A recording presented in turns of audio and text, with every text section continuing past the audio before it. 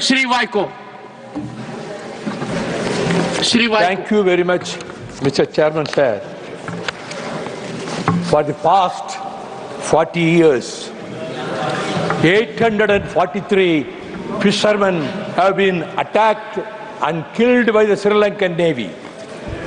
On January 25th, within 45 days, on January 25th, 34 fishermen in 3 fishing boats from Rameswaram were arrested by the Sri Lankan Navy on charges of fishing across the border and were imprisoned in Jaffna. They were produced before the Kilinochchi court and fined lakhs of rupees. Those who could not pay the fines have been re-imprisoned by the Sri Lankan government.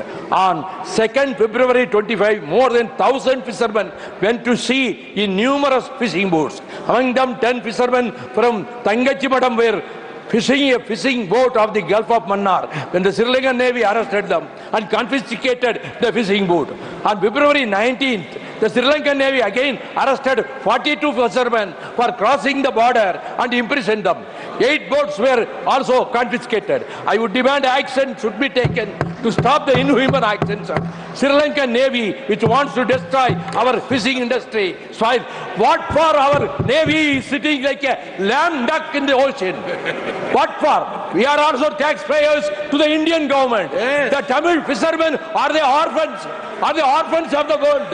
Every 40 years, 843 fishermen have been killed by the Sri Lankan Navy. And our Honorable Finance Minister also spends their time, meets them. Mr. Jaishankar meets them. For what purpose our Prime Minister is going to Sri Lanka? To express condolences to the Sri Lankan government and the Navy. What for he is going? Every day, no day passes without any attack. Even today in Rameswaram, Tangachimadam, thousands and thousands of fisher women and men are struggling and they are demanding justice from the government of India. Our Chief Minister, Mr. Stalin, has met the Prime Minister and he has met the External Affairs Minister and wrote several letters.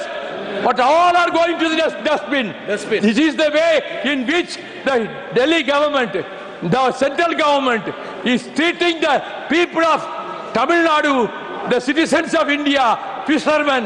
And hereafter at least, you don't go there. You call them here. Unless you stop this, whether any one time the Indian Navy fired any single shot when they came in, they never cared for them. The Sri Lankan Indian Navy people are collaborating with the Sri Lankan Navy officials. This is going on.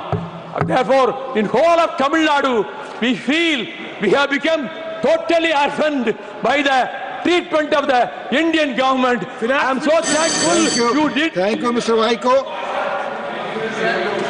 Madam, please. Senior member Vaiko speaks a lot with emotion, and we are sympathetic and we understand his concern. But just that one line, which I think he said with anger, should be reconsidered. It's not right. Indian Navy collaborates with the Sri Lankan Navy to harass our fishermen. Please. We will make all efforts. In fact, I'll take this opportunity to remind this August House that in 2014, this is a response to 0 hour. Whichever member said that, I would submit to you. In 2014, sir, it was Honorable Prime Minister who directly spoke to the Sri Lankan government on resumption of office here, on becoming the Prime Minister, and brought those fishermen who were sent to the gallows by the Sri Lankan courts and the Sri Lankan government, were brought back alive to India by the efforts made by the Prime Minister, who had just then become Prime Minister. And therefore, let it be sure here that there is no effort left out without trying to help our fishermen.